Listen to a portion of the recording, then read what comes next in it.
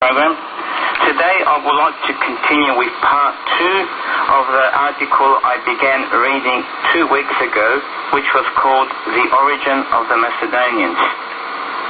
Part 2 shall continue today.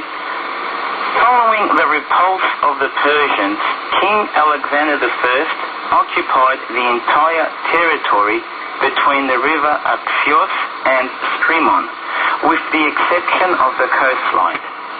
Philip II, father of Alexander the Great, extended his dominion eastward to the shores of Euxinus.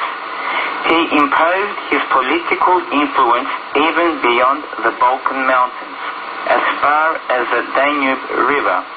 After having traversed all the land beyond the river Axios, as well as from east to west, that is, from Scythia Minor, where, according to Athenius, he married Maida or Merope, who was the daughter of Kosella, the king of Edessa. Along the coastline of the Aegean, the Propontis and the Euxinus already existed colonies founded by Greeks from southern Greece since the 8th century BC. But Philip founded other colonies inland, of which we know only as Philippi, Cavile, and Philippopolis.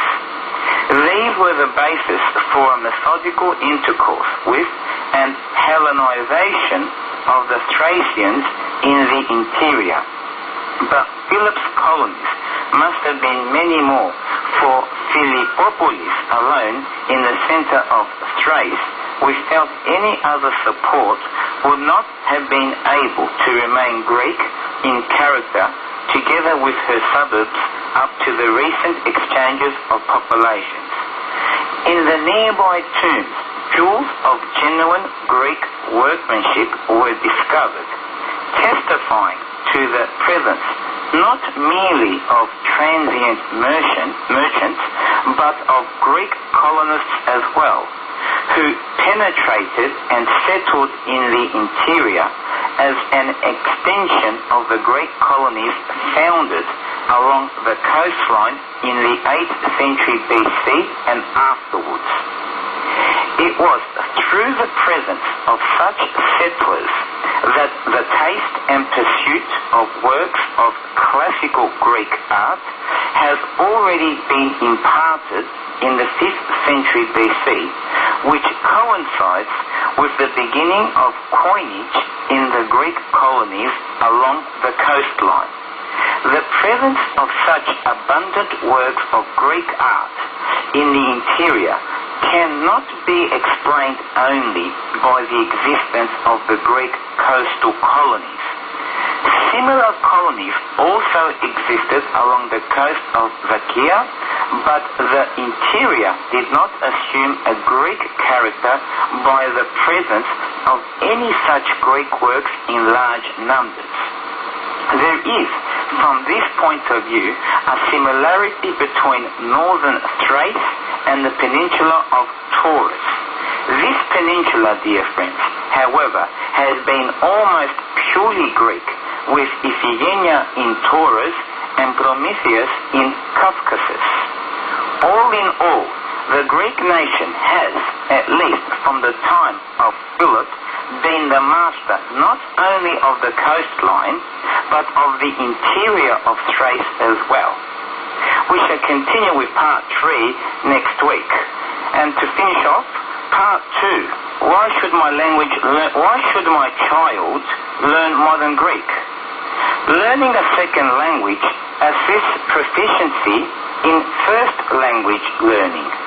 The investigation of structures and the application of strategies for accessing language establish a set of connected and complementary understandings which leads to an enhanced mastery of both languages.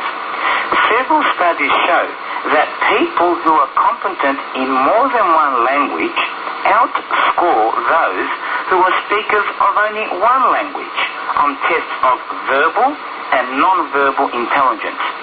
Australian research, dear friends, has shown that exposure to as little as 1 hour per week of a second language in the earliest years of primary school advances the age of reading readiness in English. This is what the researchers are saying.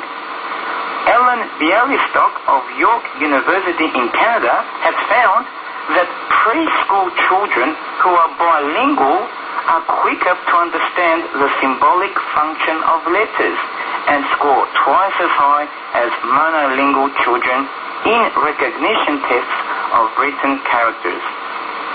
Studies also show that learning another language enhances the academic skills of students by increasing their abilities in reading, writing, and mathematics.